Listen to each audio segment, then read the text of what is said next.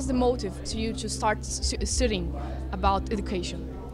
I started off writing about poverty, about children who were growing up in disadvantage, and I came to believe that education was the best tool to help them succeed.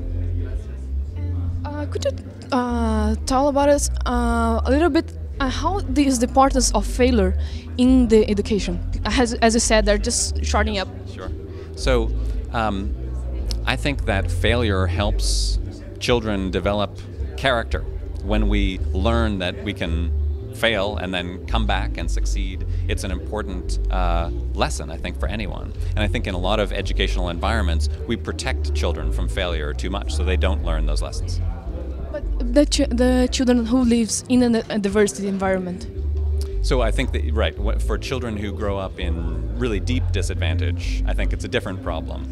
They, I think, need more protection from that adversity, from that failure. But they still need to learn that resilience. They still need to learn that they can overcome the obstacles in their way.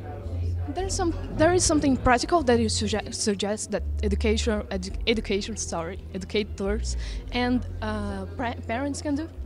Sure. I mean, I think educators as a whole need to think more seriously about the situation of disadvantaged children and think about how their environment affects their ability to learn and think about what we can do to overcome that and to compensate for that. And I think parents can also think more about how to teach these character strengths, how to help their children learn from failure, experience setbacks, not protect them from those setbacks, but really experience them and then overcome them. Do you think your job right now is done, or you want to make more research and other books?